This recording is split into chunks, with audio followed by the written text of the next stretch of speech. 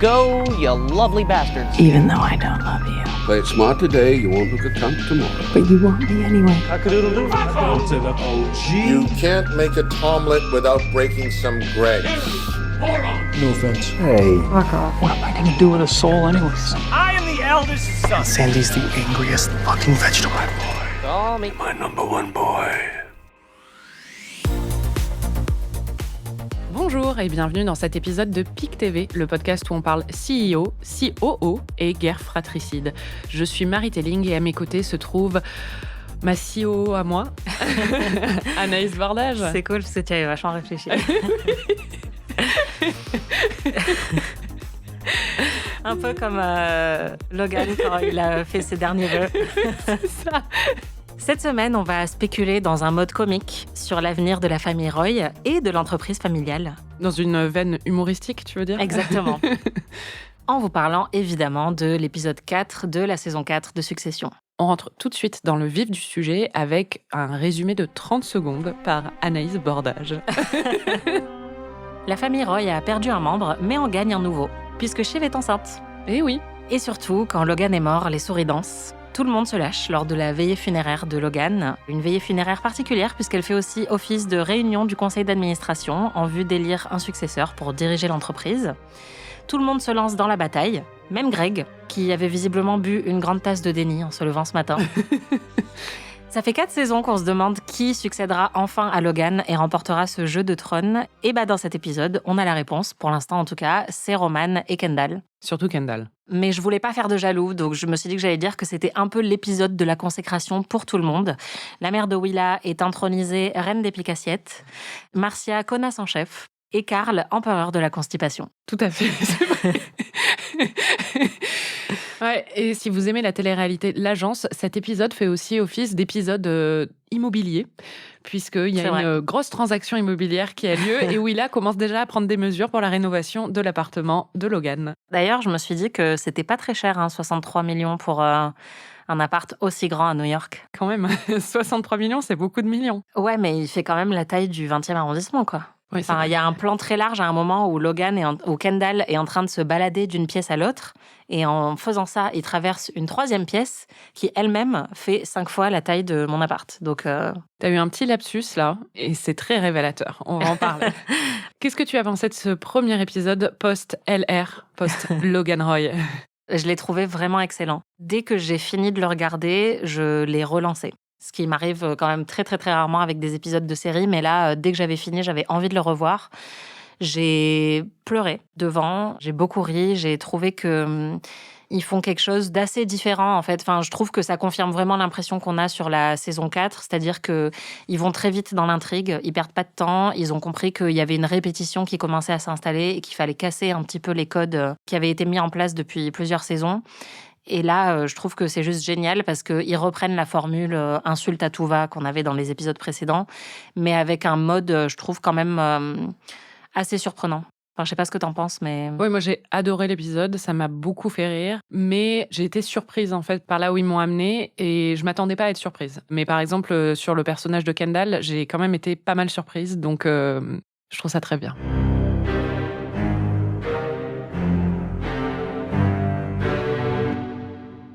On l'avait prévu, les enfants sont déjà en train de se déchirer. Est-ce que ça fonctionne pour toi ?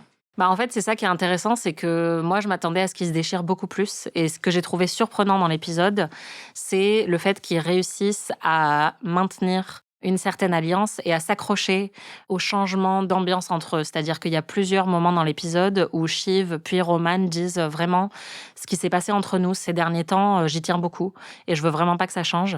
Ils font preuve d'une sincérité et d'une vulnérabilité les uns avec les autres que je trouve vraiment surprenante. Et on va en reparler, je pense, mais en gros, il y a 2 scènes qui sont vraiment très importantes pour les 3 enfants dans cet épisode.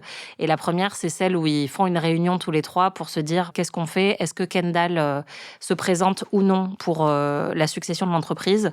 Et si oui, sous quelle modalité ? Déjà, avant d'en parler, il faut parler du papier qui est au cœur de cette intrigue, c'est-à-dire que Frank, qui est chargé des affaires de Logan, trouve un papier dans le coffre-fort de Logan où visiblement Logan a émis le souhait que ce soit Kendall qui prenne sa succession. Sauf que le papier a de toute évidence été écrit il y a fort longtemps. Après, il a soit souligné, soit rayé le nom de Kendall plus récemment. Et donc, tout ça, ça mène à plusieurs scènes où d'abord, Frank, Carl et Jerry se demandent s'ils vont partager ce papier avec les enfants. Et ensuite, une fois que cette nouvelle est partagée, il y a toute la question de est-ce que Kendall peut vraiment être le successeur ? Est-ce que c'est lui qui devrait l'être ? Tout de suite, il y a une tension qui naît entre lui et Shiv, où il l'envoie un peu péter en lui disant c'est pas toi qui es sur le papier, quoi, alors qu'elle elle est un peu vexée et pas convaincue par le fait que ça devrait être lui, quoi. Surtout, ça réveille l'envie chez Kendall, qui semblait avoir un petit peu disparu, de devenir le successeur. Où là, il y avait vraiment une alliance qui fonctionnait très bien entre les trois. Et là, on voit son regard quand il apprend qu'il y a son nom écrit sur le papier, où ça y est, il est de retour dans la course. Et donc, ça mène à cette scène où ils décident d'aller parler parce qu'il y a tout de suite un froid qui s'instaure et ils se disent ce que tu as dit, c'est-à-dire qu'ils ont aimé leur dynamique récemment et qu'ils ne veulent pas briser ça. Donc, ils se rassemblent dans une pièce pour discuter de ce qu'ils vont présenter au conseil d'administration pour la succession. Kendall, évidemment, maintenant, veut reprendre l'entreprise. Shiv n'est pas convaincue. Shiv pense que ça pourrait être elle aussi. Et Roman, en fait, qui a été un peu convaincu par Tom, qui l'a pris à part. Tom, pendant cet épisode, de toute façon, il est allé voir tout le monde pour leur dire qu'il les soutenait, quoi. Il est égal à lui-même. Hein. Et surtout, ce qui est génial, c'est qu'il dit exactement la même chose à chaque fois, quoi. Ouais. Je suis prêt à servir. Il a même pas changé son pitch. C'est comme quand on voit des candidatures spontanées et que tu copie-colles le mail plein de fois. Et lui, il fait pareil.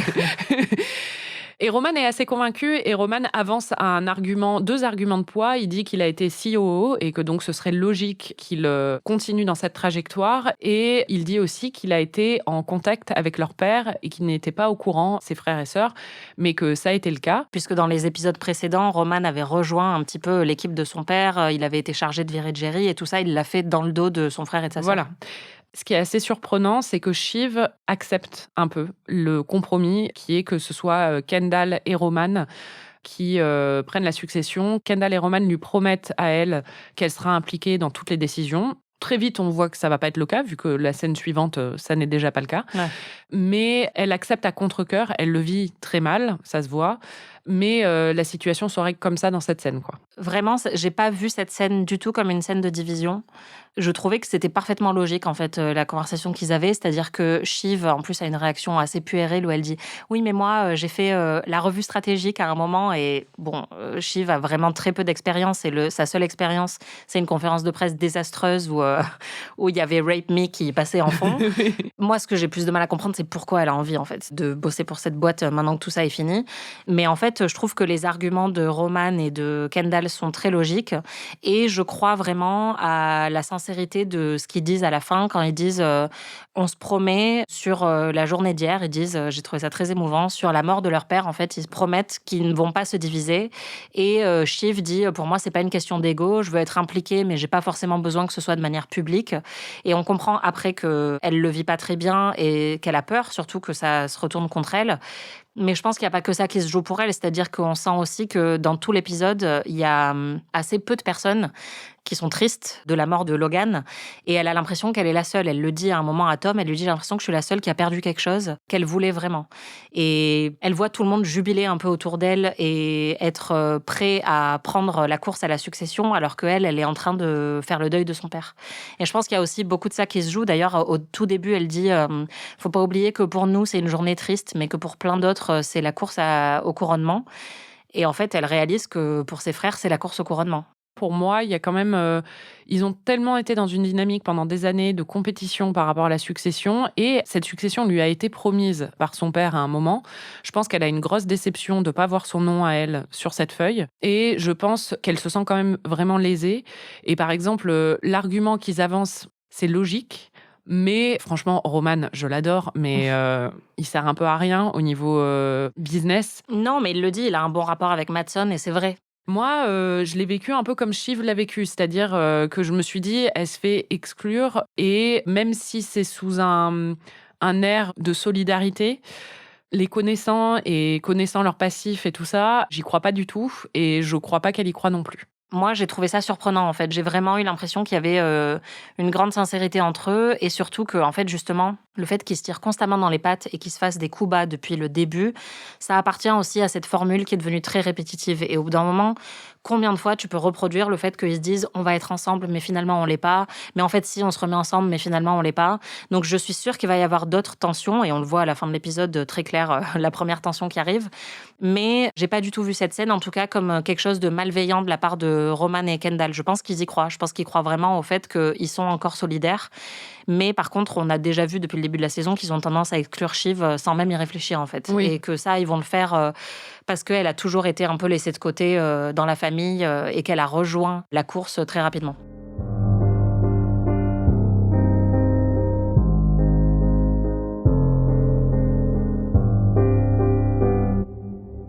D'ailleurs, le papier, je me suis demandé si c'était le même papier qu'ils leur montraient aux enfants ou pas. En repassant la scène, j'ai vu que oui, ça a l'air d'être vraiment le même papier. En plus, c'est annoté par Logan et tout ça. Mais il y a un moment qui est surprenant et il joue un peu là-dessus parce que quand Carl et Frank en parlent et aussi avec Jerry après, ils ne citent jamais qui est mentionné sur la feuille. Le seul truc qu'ils disent à un moment, c'est Carl qui dit « On va pas laisser cette petite princesse nous ruiner ce qui est en train de se passer ».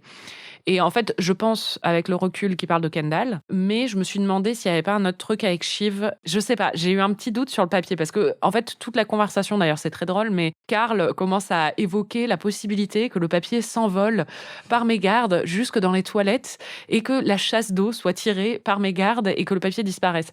Tu vois pas l'évolution de ça à il décide de partager l'info avec les enfants. Donc ça interroge quand même un tout petit peu. Je sais pas si ça a été le cas pour toi aussi. Bah moi en fait j'ai plein de théories du complot. Je pense que Succession a jamais été trop une série à théorie ou à énorme twist, donc je pense qu'il faut quand même rester dans une marge réaliste, mais la manière dont c'est joué et monté est quand même très évocatrice, c'est-à-dire que quand Jerry arrive, ils refont la blague et ils disent on pensait faire une blague, rigoler sur le fait que le papier pourrait disparaître, et elle les regarde très sérieusement et elle dit ah oui c'est une excellente blague, et l'épisode coupe immédiatement. Et ensuite, ils appellent les enfants plus tard et on ne sait pas quelle a été la suite de la conversation entre les trois de la garde rapprochée, qui sont quand même en compétition avec les enfants. Moi, je me suis demandé si déjà, qui avait fait ce papier à la base. Je me suis même demandé si genre Frank avait pas écrit ce papier, quoi. Ou fait les annotations ou quoi que ce soit. Enfin, il y a rien d'officiel. Donc, oui, après, moi, ce que je me suis dit quand même, c'est que sur les annotations, les enfants, normalement, connaissent l'écriture de leur père. Oui, voilà. Et donc, c'était ça mon point le plus... qui allait le plus à l'encontre de toutes mes théories du complot, quoi. Non, mais moi, toutes mes théories du complot me paraissent trop éloignées de la réalité pour que ça fonctionne. Mais je me suis demandé ça. Ensuite, je me suis demandé s'ils avaient détruit le papier et s'ils en avaient fait un autre. Moi aussi. Je me suis demandé s'ils avaient gardé le même papier avec le nom de Kendall, mais qu'ils avaient espéré que ça allait juste semer la discorde dans le groupe des enfants, ce qui semble être le cas. Et pour moi, ça, c'est le truc le plus réaliste, en tout cas le moins scandaleux qui pourrait se produire. Du coup, c'est pour ça que je veux aussi croire à l'alliance des enfants, c'est-à-dire que les vieux ont espéré que ça allait suffire pour que Kendall se présente tout seul, mais que du coup, il n'ait pas de vote majoritaire. Or, c'est pas ça qui se passe. Et j'ai du mal à imaginer que Frank, qui a toujours eu un rapport très paternel avec Kendall, puisse autant lui mettre à l'envers en créant une nouvelle lettre. Enfin, ce serait d'une extrême cruauté, surtout quand on voit la réaction de Kendall à la lettre. Ben, c'est ça. Moi, en fait, j'ai repassé la scène où Frank montre la lettre à Carl et on voit quand même le nom qui est barré au même endroit. Donc, je pense vraiment que c'est de Kendall dont il s'agit. Je pense que vu que l'écriture du père est sur le papier, ça doit être un papier authentique, en tout cas à ce niveau-là. Ouais. Mais ça m'a beaucoup interrogée. Et je pense que c'est voulu que ça interroge. En fait, les trucs qui démontent mes théories du complot, c'est le fait que je vois pas pourquoi ils auraient envie spécifiquement que ce soit Kendall qui soit sur ce papier, s'ils devaient créer un papier, tu vois, avec le truc du père, quoi. On voit écrit Kendall dans la première version ? Non, ce qu'on voit, c'est vraiment... Il y a un truc qui est rayé. Voilà, Ouais. mais exactement au même endroit, de la même façon, tu vois. Donc, je me dis, peut-être qu'ils ont fait un calque avec... Bah, c'est ça, moi, en fait, je me suis imaginé ça en me disant que ça pouvait être Shiv, que ça pouvait aussi être Marcia. Sinon, moi, je me suis Ou imaginé... Kerry. Ouais, Ouais. je me suis imaginé Kerry. Parce que je trouvais que cette petite princesse était vraiment bizarre pour Kendall. C'est pas comme ça qu'il parlerait de lui, oui, quoi. mais ça aussi, ils l'ont choisi de Bah, manière évidemment. très spécifique, les scénaristes. Et en fait, il y a une scène où Kerry revient dans l'appartement, fait un peu une scène assez pitoyable. Et en fait, elle murmure à Roman que son père était sur le point de faire des démarches les concernant tous les deux. Et donc, moi, tout de suite, je me suis dit qu'il voulait peut-être l'épouser, mais en même temps, il était encore marié avec Marcia. Donc peut-être qu'il y a un truc avec Kerry qui aurait été rajouté ou un truc comme ça. Je sais pas. Mais en tout cas, clairement, la série veut qu'on pense ça. Après, je me dis qu'ils veulent peut-être aussi alimenter les théories et faire monter un suspense ou des choses comme ça et qu'en fait, c'est rien, quoi. Ouais, peut-être. Mais je vois pas non plus Jessie Armstrong aller trop dans un truc de bâtard. Parce que, ils sont jamais tombés dans des pièges télévisuels un peu à la con, quoi. Je tiens quand même à préciser qu'une amie qu'on a en commun, Jennifer, m'a écrit pour me dire je pense que Jerry a empoisonné Logan. Elle m'a dit ça aujourd'hui. Voilà, donc je pense que les théories vont quand même être de qualité pendant cette saison, donc tout est possible.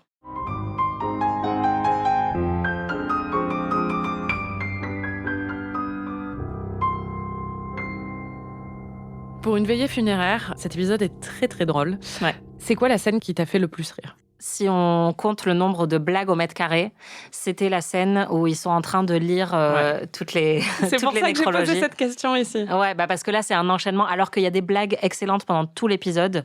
Mais si on doit retenir une scène comique, c'est ça, quoi. Et personnellement, ma préférée, c'est le fait que Logan n'était pas capable de niquer un enfant, puisqu'il avait même pas envie de faire un câlin à ses petits-enfants. Oui, ça, c'est la chute de cette scène. Ouais. Mais il y en a plein d'autres où, en fait, il y a Ken qui dit il y a une photo de Logan en train de rire à la une d'un journal et Ken dit est-ce que l'un d'entre vous l'a déjà vu rire comme ça ? Et Roman répond seulement si on mettait le feu à un clodo. Il y en a d'autres où, en fait, Shiv, à chaque fois, elle prend des extraits de phrases et elle dit un homme compliqué. Et Ken traduit lancer des portables à ses employés. Un interprète intelligent de l'humeur nationale et Roman traduit ça par il était un petit peu raciste. Toute la scène est comme ça et c'est un ping-pong, en fait, de répliques très très drôles. Et en plus, il y a ce côté très cathartique de voir les enfants, en fait, évidemment, qui sont dans le deuil, mais ils ont aussi un recul par rapport à leur père et par rapport à la perception de leur père et la façon dont toutes les nécros sont écrites. Et d'ailleurs, à un moment, Shiv dit « Papa avait l'air super, j'aurais adoré le rencontrer. Ouais. » Et franchement, j'ai trouvé que cette scène était excellente sur tout ce qu'elle dit, même sur un peu la philosophie des nécros aussi, quoi. C'est-à-dire la façon dont les nécros sont écrites en général et le fait qu'on a tendance à complètement gommer toutes les aspérités d'un personnage une fois qu'il est mort. Moi, ce que j'ai aimé, c'est la finesse d'observation sur les enterrements, en fait, et sur, une fois le choc du décès passé, le fait qu'on rigole beaucoup, généralement, aux veillées funéraires, qu'on fait des blagues parfois un petit peu de mauvais goût, même quand on a un proche qui n'était pas du niveau d'horreur de Logan Roy. Et en fait, aussi la manière dont certains proches ou certaines personnes manquent totalement de finesse dans leurs condoléances. J'ai trouvé ça très drôle quand Greg arrive et essaye de leur faire un câlin. Et alors, pour moi, le mieux, c'est les Suédois. Qui disent « Ah, ça craint, hein. » Et ça, je pense qu'on a tous connu, genre, la personne qui dit un truc vraiment bizarre, quoi, genre « Ah merde !» ou « Ah putain, ouais, c'est pas facile quand même, hein. » Et là, j'ai trouvé ça mais génialissime et très suédois. Ouais, puis il y a le côté... Ouais, c'était vraiment très, très suédois, mais il y a aussi le côté... Les gens qui te disent sur quelqu'un dont tu sais qu'il n'était pas forcément super, c'était vraiment une personne incroyable et qui te font une espèce d'éloge où t'es là, c'est vraiment pas la personne que j'ai connue. Ouais, c'est clair. Mais forcément, quand il y a quelque chose de tragique qui arrive, c'est comme ça que c'est transformé, quoi. Donc, j'ai trouvé ça très fin et brillamment écrit. Et c'est un moment de complicité entre les trois qui est assez jouissif, quoi. Fuck off. Fuck off. Fuck off. Fuck off. Fuck off. Fuck off. Fuck off. Fuck off.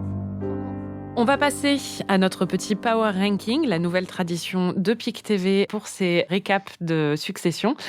Qui a un stock en hausse, qui a un stock en baisse. La semaine dernière, tout en bas, il y avait quand même Logan qui était mort. Ouais. Et Shiv aussi. Enfin, pour toi. Non, et Roman aussi, en ce qui te concernait. On va commencer par les losers. Anaïs, qui est ton avant-dernier loser cette semaine? Dans Bottom, il y a Tom. J'ai failli le mettre. Ouais, pour moi, c'est pas le plus gros loser de la semaine, mais clairement, il est quand même pas très bien positionné depuis que son protecteur est décédé. Il essaye de se montrer tendre et affectueux avec Shiv, mais elle le rejette complètement. Et puis juste, il est très drôle parce que comment il peut penser que ce soit possible, en fait. Enfin, on retrouve le Tom des grands jours de la saison 1, où il a l'air vraiment de penser que ce soit possible, que ce soit lui le successeur de Logan. Mais c'est pour ça que son amitié avec Greg fonctionne, quoi, parce qu'ils ont vraiment le même niveau de déni. Et en même temps, Greg vit très très mal les insultes. Enfin, à chaque fois, on sent qu'il est un peu vexé quand on lui dit que non, il n'a pas du tout sa place. Alors que Tom, quand Carl le défonce en lui disant « Non, mais en fait, t'es juste un putain de loser qui est marié à une femme qui ne l'aime pas », il est là. un peu dur quand même, Carl. Mais il se démonte pas et il mange son fish taco et il est hyper content d'être là en sachant qu'en vrai, il aura pas trop de chance. Et quand Kendall lui dit « Je t'aime beaucoup, Tom, bonne chance à toi », j'ai juste trouvé ça génial. C'est qui, toi, ton avant-dernier ? C'est Kerry, comme la semaine dernière, parce que quand même, la pauvre, elle a vraiment pas une bonne semaine. À la base, je voulais mettre Tom, mais je me suis dit, il faut vraiment que Kerry soit dans ce bas du classement. Et je pense qu'on a la même. Je t'ai fait confiance, en fait. Je me suis dit que t'allais la mettre à un endroit. C'est ça. Kerry, vraiment, là, ça va pas. Autant la semaine dernière, elle était sous le choc et elle rigolait, mais là, elle n'a pas été invitée à la veillée funéraire de son amant. Parce que Marcia, qui est de retour, on l'avait prévu, est dans le contrôle et l'a exclu complètement. Marcia lui a préparé une boîte, un sac avec ses affaires qui se renverse quand elle arrive. Elle est en larmes, on ne la laisse pas rentrer. J'ai trouvé Roman très touchant dans cette scène. Ouais. Pour que Roman ait pitié de toi, c'est que vraiment, il faut toucher le fond, quoi. Ouais, mais elle touche le fond, mais du fond du fond. Alors qu'il y a 3 semaines, elle était au top du top. C'est clair. Pauvre Kerry. Et ton plus gros loser, c'est qui ? Je pense qu'on doit avoir le même parce qu'il n'y en a qu'une seule, quoi. C'est Shiv, non ? Bah oui. Ouais, voilà. Mais Shiv, alors attends, j'ai fait la liste quand même de tout ce qui lui arrive dans cet épisode. Elle est enceinte, on ne le savait pas, elle le savait visiblement. Et ça, c'est vraiment une grosse star. Pour elle, visiblement, c'est pas une joie. En tout cas, tu sens que ça la travaille par rapport à la mort de son père aussi, parce que tu sens qu'elle aurait aimé qu'il joue avec ses petits-enfants, même si Tom lui dit, parce que c'est vraiment quelque chose qu'il allait faire. Tom qui n'est pas au courant qu'elle est enceinte. Hein. Je pense qu'il y a une ambivalence dans le fait d'apprendre une nouvelle comme ça alors qu'on vient de perdre son père, et en plus alors qu'on est en train de se séparer de son mari, quoi. De ce qu'on comprend, elle le savait, mais en fait, elle a fait une amniosynthèse et comme c'est positif, elle sait qu'elle peut garder l'enfant, donc sa grossesse est viable. Donc, elle est vraiment enceinte, quoi. Ouais. Et elle n'est pas qu'un petit peu enceinte. Je me suis dit, ils ont essayé de timer ça aussi parce que Sarah Snook est enceinte, mais je trouve que c'est assez intelligent de faire ce développement dans le personnage de Shiv à ce moment-là. Donc, ça m'a pas du tout choquée, au contraire. Deuxième truc qui lui arrive, elle est doublée par ses frères quand même si ça se discute. Elle pense qu'elle est responsable de la mort de son père, elle le dit à Tom. Elle a une culpabilité par rapport à ça parce qu'elle pense qu'il l'aurait pas, parce qu'en fait on apprend qu'il est mort d'une embolie pulmonaire. D'ailleurs Tom dit que c'est parce qu'il n'avait pas mis ses bas de contention parce qu'il voulait séduire Kerry. Mais il a eu ça parce qu'il était dans un avion et Shiv pense qu'il n'aurait jamais été dans cet avion si ses enfants n'avaient pas ruiné son deal avec Matsson. Et le dernier truc, quand même, elle se ramasse la gueule devant tout le monde. De manière magnifique. Ça, c'est la meilleure illustration de quand tu passes déjà une journée de merde et que là, tu marches dans une flaque d'eau ou tu te casses la gueule, où il y a vraiment, tu trouves plus tes clés, le truc atroce, quoi. La pauvre. Ouais, rien ne va. C'est ta dernière aussi. Oui, évidemment. Hey, get out of jail free card. Another one. On passe au top 2, les plus puissants de la semaine. En deuxième position des winners, tu mets qui ? Je mets Marcia. Elle était déjà là la semaine dernière, mais comme il dirait, death becomes her. Donc la mort lui va si bien. C'est clair. Marcia, elle est de retour, elle est dans le contrôle. Elle vient de vendre son appartement pour 63 millions de dollars, donc elle va être bien jusqu'à la fin de ses jours. Elle est cruelle à souhait. Elle prétend qu'elle appelait Logan, qu'ils avaient quand même une relation toujours très très proche. Oui, c'était pas vu depuis 7 semaines, mais ils s'appelaient tous les soirs pour des conversations très intimes. Donc Marcia, elle est dans le contrôle, tout va bien pour elle. Elle vient de perdre son mari, mais il était très riche, donc ça lui va. Toi, c'est qui ? Moi, c'est le bout de papier. Je pense qu'on tient clairement un des éléments les plus puissants de cet épisode. C'est clair, voire de la série. Ouais, exactement. Et c'est qui ton number one ? Alors, en number one, j'ai un ex-aequo. C'est un peu triché, ça. J'ai 3 winners ex-aequo. Ah ouais ? J'ai Kendall. Moi aussi. J'ai les lunettes gigantesques de Kendall. Et j'ai la sexitude de Kendall. Oh, Dans mes notes, j'ai écrit d'abord Ken est hot. Et une page plus loin, Ken est tellement hot. Donc je me suis dit que ça méritait quand même le haut du podium. On a une amie qui est assez fan de Ken aussi, qui nous a écrit la semaine dernière pour nous dire il était tellement hot dans l'épisode 3, donc l'épisode où il perd son père. Et là, je lui ai dit non mais tu vas voir dans l'épisode 4 en fait, parce que Ken qui reprend le contrôle, en fait c'est ouf. Jeremy Strong est tellement bon, mais tellement bon depuis le début de cette série. Et là, tout son langage corporel a changé dans cet épisode. L'écriture de cet épisode est brillante puisque l'ouverture, on le voit, il est abattu après la mort de son père. Le premier plan de l'épisode m'a coupé le souffle, tellement il était triste. Et juste après, il arrive à la veillée funéraire, et là, mais il arrive comme un lion, en fait, comme un fauve. On l'a jamais vu se tenir aussi droit depuis des saisons et des saisons. Il a ses énormes lunettes, on dirait comme Pharrell Williams avec les chapeaux, sauf que lui, c'est avec les lunettes de soleil, quoi. Il a trouvé les plus grosses du marché. Il est tellement sexy quand il commence à devenir un petit peu méchant. Moi, je l'adore. Bah, c'est mon numéro 1 aussi, parce qu'il pouvait y avoir que lui pour moi. Lui, ses lunettes apparemment et sa sexitude, mais surtout lui, moi ce que je trouve hyper intéressant et très malin, c'est qu'en fait, c'est ce qu'on disait la semaine dernière sur le fait qu'ils allaient se sentir libérés, et tu sens que d'un coup, parce que même quand il était dans une position de pouvoir dans la première saison par exemple, il n'était pas vraiment dans une position de pouvoir, il était dans une espèce de mania tout le temps, en suractivité, on sentait qu'il était tout le temps au bord de la crise et qu'il était dans une quête de l'affection et de la reconnaissance de son père perpétuelle. Et là, en fait, on a l'impression qu'une partie de Logan s'est réincarnée en lui. C'est-à-dire que son move à la fin, alors on va revenir en fait sur cette scène, c'est il y a Hugo, dont la fille a fait quand même un délit d'initié à la suite de la mort de Logan. Hugo et Carolina donnent 2 stratégies de communication à Roman et à Kendall, et l'une d'entre elles, c'est de trahir leur père, de saccager un peu sa mémoire en disant qu'il n'était plus dans le contrôle à la fin. Les 2 options sont opération on embaume Lénine et opération on chie sur papa. C'est ça. Et tout de suite, Roman dit non, on chie pas sur papa, je veux même pas en entendre parler. Ouais, il dit que c'est une option dégueulasse. Voilà, exactement. Par contre, Kendall, on sent qu'il a un petit moment déjà de doute pendant la réunion, et surtout, juste après, il a pris en photo le papier où il y a son nom. Il regarde le papier, et là, j'ai tout de suite compris qu'il se disait « Qu'est-ce que ferait papa ?» Et c'est ce qu'il dit carrément à Hugo, c'est-à-dire qu'il va voir Hugo à la fin, il lui dit « Je veux que tu fasses l'opération on chie sur papa, mais je veux que tu le fasses en scred sans que personne soit au courant. » En freelance. Voilà, en freelance. Et il dit « C'est ce que mon père aurait fait », et c'est vrai. C'est exactement ce que Logan aurait fait, et on sent que, en fait, Kendall, pour la première fois, a la carrure qu'avait son père au niveau business, et peut-être, en fait, vraiment prendre la succession de son père de façon aussi efficace et cruelle que Logan l'avait fait. C'est intéressant parce que comme je suis en train de revoir la saison 1, déjà, il y a énormément de parallèles entre cet épisode et le pilote. Et le moment où Kendall est seul face au miroir dans la salle de bain, dans les toilettes, ça rappelle la scène du pilote où il pète un câble après que son père lui ait renié la succession. Et en fait, quand on revoit la saison 1, Kendall, pour le coup, était prêt à commettre une trahison vraiment très, très féroce envers non seulement son père, mais toute sa famille. Et la seule raison pour laquelle il l'a pas faite, alors qu'il était vraiment en mode requin, c'est parce qu'il y a eu l'accident de voiture. Et là, c'est vrai qu'on retrouve en fait le Kendall des débuts.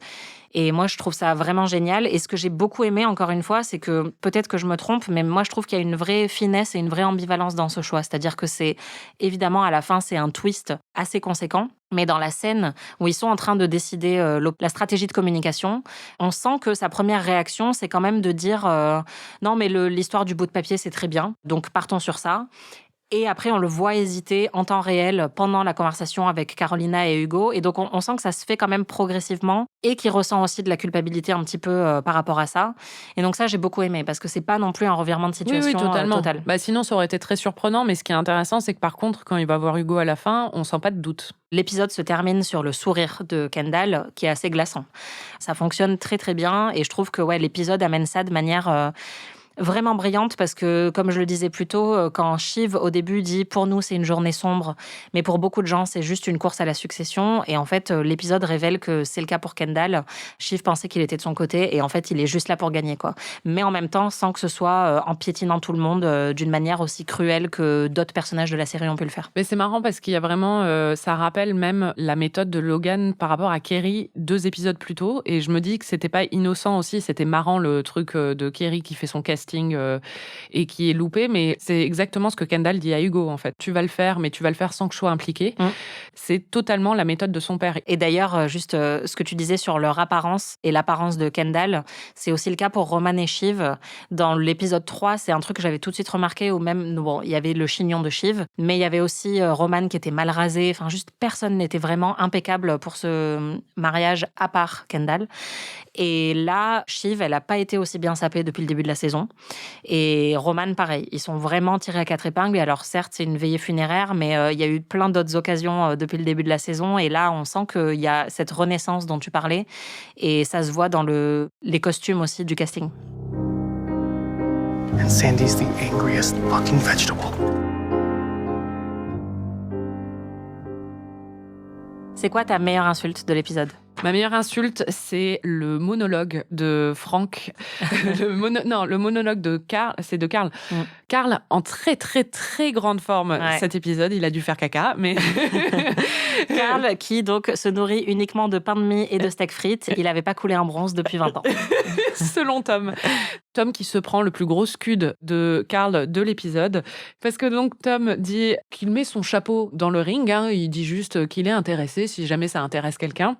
Et Carl lui dit, si on devait vraiment, si on devait faire le plaidoyer contre toi, on dirait que tu es un intrus maladroit, que personne ne te fait confiance, que la seule personne qui était de ton côté est mort et que maintenant tu es juste marié à la fille de l'ancien patron et qu'elle ne t'aime même pas et que tu es complètement niqué. C'est un très beau monologue. Il y a une insulte qui est encore meilleure que celle-là et je pense que c'est celle que tu as sélectionnée. Je pense que c'est peut-être la meilleure insulte de Succession, voire de l'histoire de la télé, puisqu'on parlait de la hype un peu trop élevée l'épisode précédent.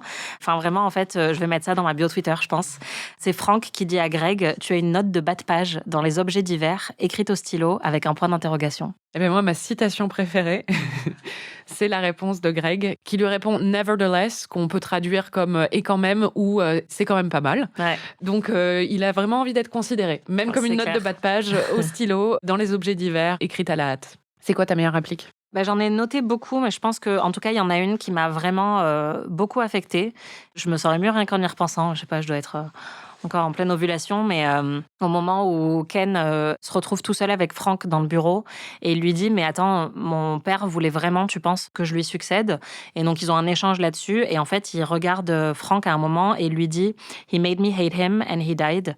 Donc, il m'a poussé à le détester et ensuite, il est mort, en parlant de son père. Et j'ai trouvé ça vraiment déchirant. J'ai trouvé l'interprétation de Jeremy Strong à ce moment-là extrêmement puissante parce que justement, il y a plein d'autres moments de l'épisode où il est très en confiance ou très manipulateur. Et là, en fait, on sent les 4 saisons de blessures qui ressortent d'un coup. Donc vraiment, cette réplique m'a bouleversée. Les 2 fois où je l'ai vue, je me suis mise à pleurer. Mais après, j'avoue que quand il demande où est Kerry et que Roman répond, elle est dans le coffre de Marcia, à l'intérieur d'un anaconda, à l'intérieur d'un sarcophage. C'est quand même vraiment pas mal. Attends, qu'est-ce que j'avais noté d'autre ?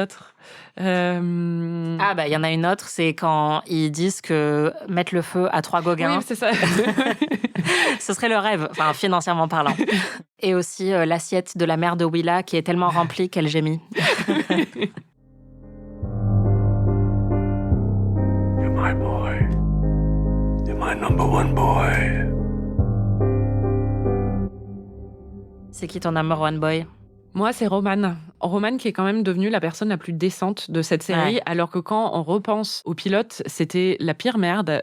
Il a eu une telle évolution dans la série, et c'est peut-être un changement d'écriture aussi dans son personnage, où ils ont choisi, je pense, de l'adoucir et de le rendre beaucoup plus humain, parce que je pense pas que quelqu'un puisse changer à ce point, donc je pense qu'il y a vraiment eu un choix d'écriture là-dedans. Mais vraiment, moi, il m'a énormément émue dans cet épisode. Déjà, quand il a aidé Kerry, je l'ai trouvé très, très, très émouvant et vraiment hot.